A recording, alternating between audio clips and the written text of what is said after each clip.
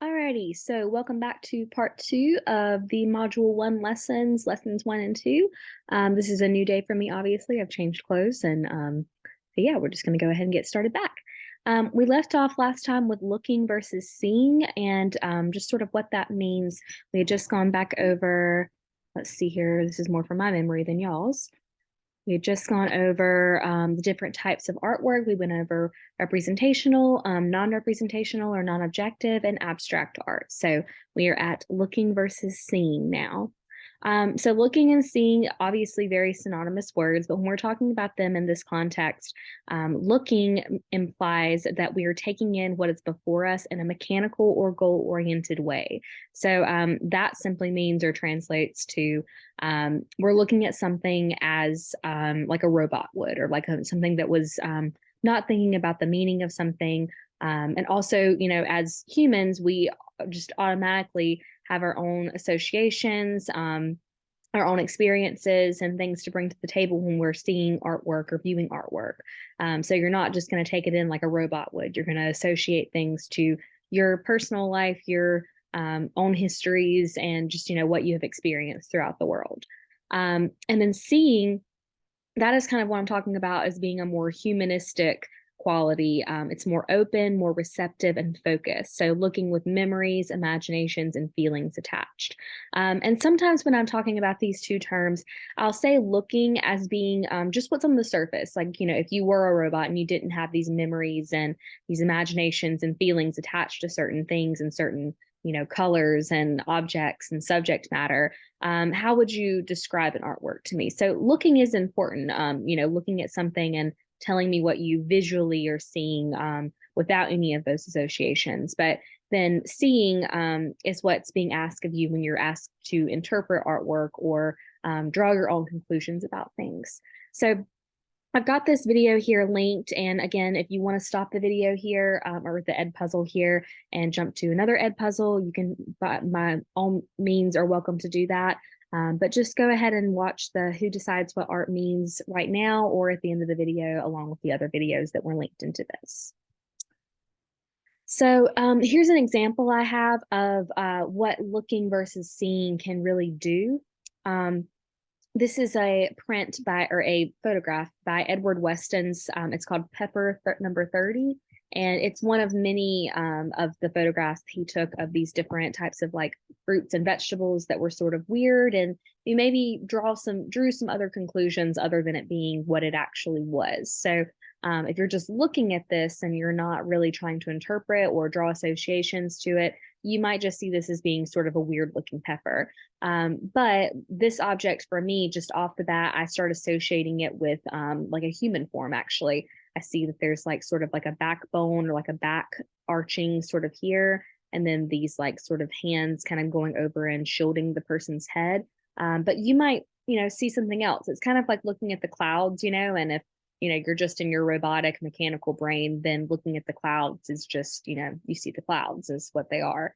But, the imaginative part of your brain and the creative part of your brain will start to see different like shapes and forms and subjects. And that's an example of seeing versus looking.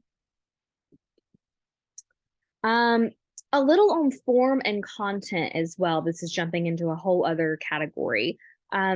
Form and content, they definitely parallel to the looking versus seeing connections. But let's just kind of like dissect those two words first and what they mean. So content, this is the message or the meaning of an artwork. To get the content, you have to be seeing the artwork in front of you. It's what the artist expresses or communicates to the viewer.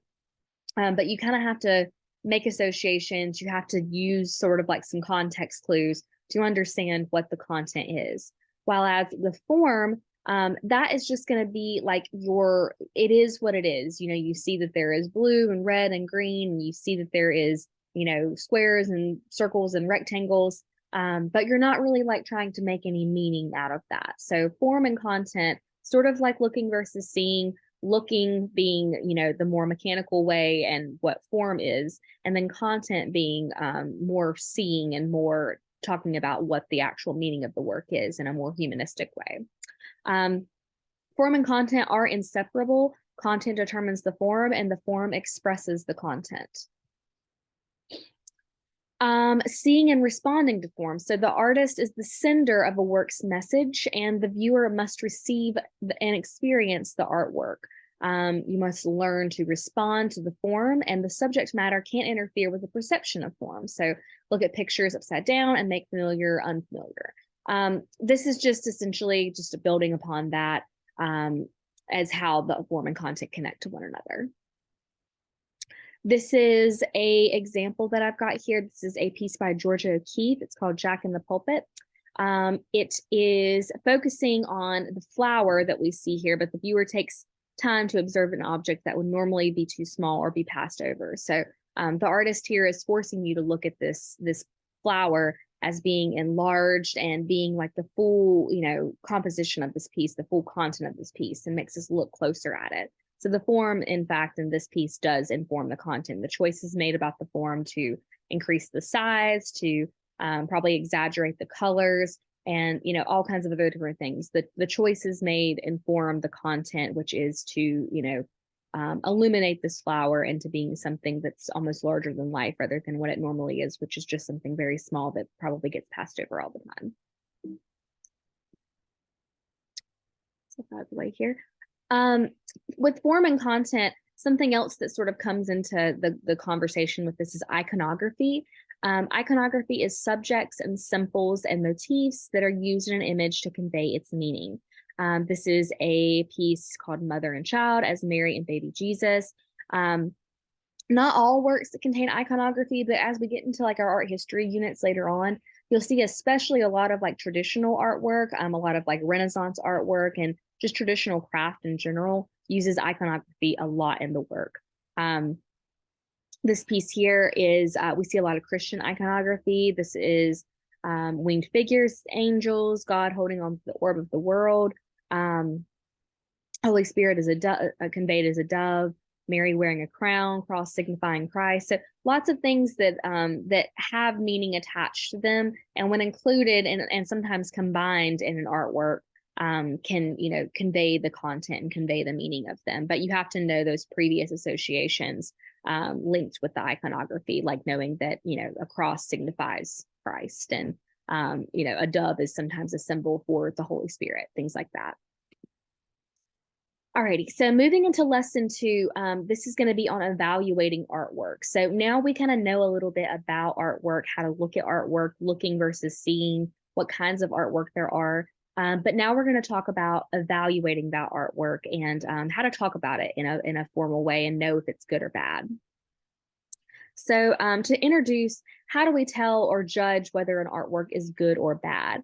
There are many ways of judging the quality of artwork, and there are a lot of theories as well people have come up with along the way to help us understand how we can look at artwork in different ways.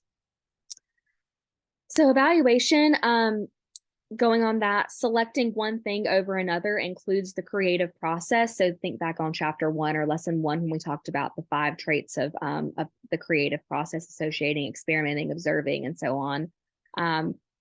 This is appreciating the specialness of something.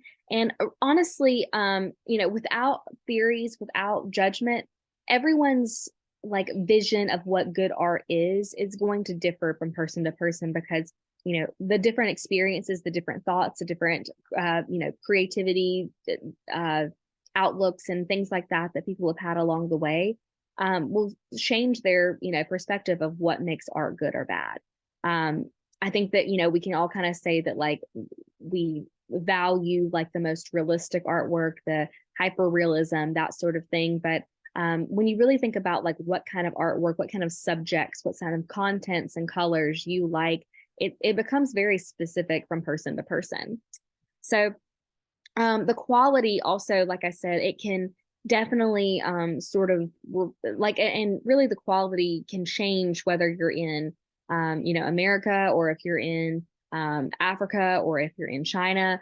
We've been conditioned to appreciate the quality of something based on different things. So it's relative between people and cultures, simply skillful versus communication of life breath in Chinese culture. So, something can be very skillful, but not really have a lot of meaning attached to it. So think about like the Chuck Close piece, for example, and it does have more meaning than it actually does. But think back on that, like hyper realistic portrait of Chuck Close that we saw earlier in the chapters, at the lessons, and how, hyper realistic that was. And that was good artwork, but did that connect with, something beyond what has already existed, what has already come before it? Did it, give us something new to think about and consider? That's one way of knowing whether art is good quality or not. And depending on where you're at in the world too, good artwork or skillful artwork can look very different if you're in Ethiopia or if you're in Korea or if you're in Arizona. That's going to be a different vision for everyone, because we've all become accustomed to different traditions and different crafts and different ways of doing things. So we'll talk more on that, especially when we get into art history. But that's just sort of a introduction to it. What we find in a work depends on what we are looking for, so personal value judgments, and involves the viewer's personality. So kind of just speaking on what I said before, always begin with an open mind and go beyond snap judgments. So practice seeing versus looking when you're thinking about artwork and you're viewing artwork for the first time. If you're looking at something for the first time and nothing's really coming to you, you don't really have any thoughts beyond what simply is there, try to use some of those creative processes, like try to associate things, try to observe things, try to think experimentally about things, and see if that changes your way of appreciating the artwork. So moving into art criticism and how historically we have gone about critiquing artwork. So there are three basic formal theories, and one being the formal theory, contextual theory, and expressive theory that we'll go through. So formal theory is looking at how a work is made. So parts of a composition coming together. Organization is the most important factor here. There is a value on innovation and style above all, and it compares to a work's contemporaries. So let's think here, like how this is more for my in-person classes. Obviously, I would usually ask how the formal theory is used here in the Last Supper, but I'll kind of point out a few things that are going along with this. So just a little bit, and you kind of do have to know the history of the work a little bit, do a little bit of research on it. But the Last Supper is a piece that it definitely compares with the contemporaries of the time. We start to see the use of linear perspective, a very popular tool used in Renaissance artwork and pieces. We see that there is very strategic organization going on here, where everything sort of points towards the center, which is the focus of the piece, the focus of the subject matter. So that idea of form versus content, or form playing into content, definitely applies here. So formal aspects, like all of these angles and different like architecture pointing towards this one point in space here. You can even see like all the converging lines, they come into this, all of the angles, they point right here above Christ's head. And that informs the content as well, of this being, Christ being sort of like the symbol of stability here, of the constant that's going on, while the other people in the room are sort of more chaotic, have more angular things going on. But this is definitely an example of how formal theory can be used and to back up, I guess, or to help inform the audience or the viewer that this is a successful artwork at the time. So think about it as well with, I'm going to use the Last Supper for all of the examples. So contextual theories, it first examines the environmental influence of the artwork, the economic system, the cultural values, the politics. So what else is going on during the time? And so with the contextual theories, we gotta have to think about two real ways of thinking about this. One being, obviously the Last Supper was painted way after the Last Supper, like this biblical event is supposed to take place. So we have to think about the time period that it was actually created, which is during the Renaissance, where Christ-like paintings and Christian paintings in our European world were, just totally the norm, what was popular, what was sought after. And then we also have to think about, what was going on during this like place, this biblical time period where this is happening. So I think that this does a good job of, also sort of speaking to maybe things and events that were going on in Europe during the time period of when this was painted. Was there any type of socio-political issues going on, any kind of economic issues that can connect to this, different cultural issues? And so that might be something that you would research and to see how, this would connect to the painting. And why might Da Vinci have felt inclined to paint the Last Supper in 1495? Was there something going on culturally at the time period that related to this biblical story? Or did he just simply paint it because this is a famous, biblical scene and it had nothing to do with his actual time period? So those would be some things that you would ask in if you were examining this with a contextual theory. And then lastly, the expressive theory. So who is it made for and who is the artist? So this is looking for a personal meaning, a deep psychological insight, or human concern. So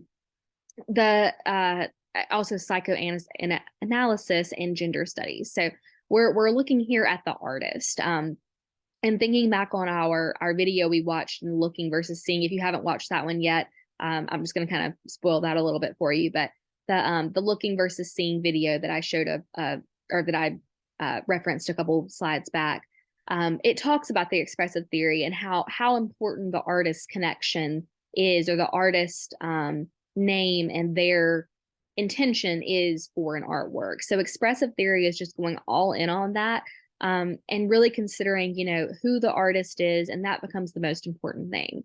But a lot of the time artwork, is thought to not really matter who the artist was or who created the artwork. It simply matters now that it is out in the open and it is open for interpretation. But the artist being, present in the piece doesn't really matter. But expressive theory, total opposite. It's all about who made the artwork, what is their reputation, what is their meaning or their intention with the artwork. That's what's important there when you would be researching for that.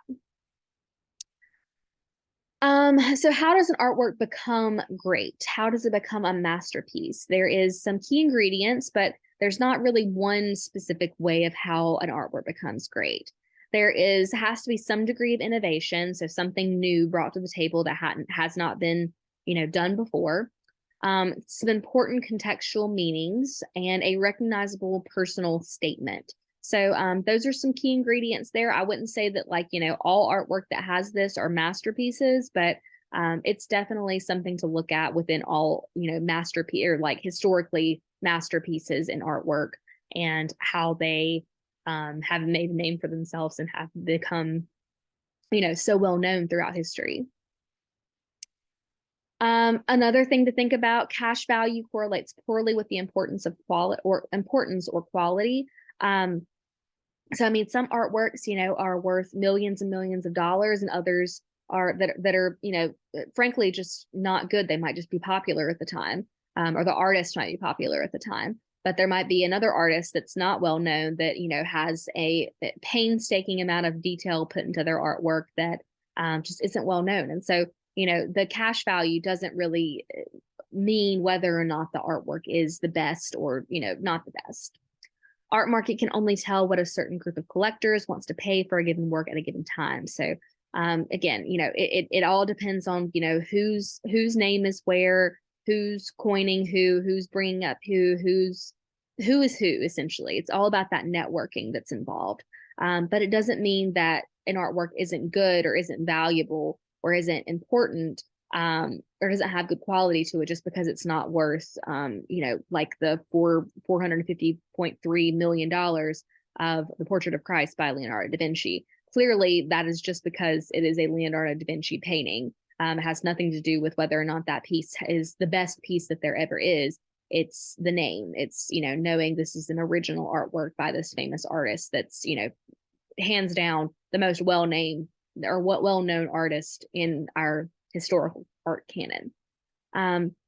Dollar values only loosely correlate with historical importance or innovation of an artwork, and self-examination can uncover why a viewer values a work as great.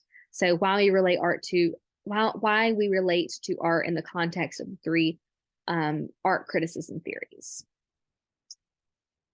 Evaluating art with some words. So methods to write about artwork, get the facts about the work. So get the name of the creator. And this is just, by the way, this is very important when you're writing your papers, when you're doing even our first assignment that'll come in this module, the active seeing assignment.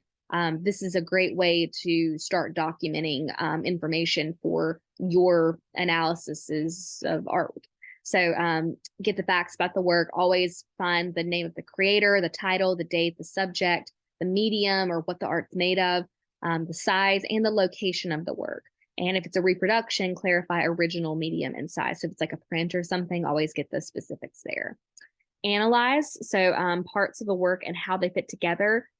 Think about the formal elements, the context, the artist input, and how was it received when it was created. So you definitely, this is, part of the analysis comes from your interpretation, but a lot of it comes from research as well. 3, you're going to want to evaluate and assess the quality or importance of the work in relation to art criticism techniques.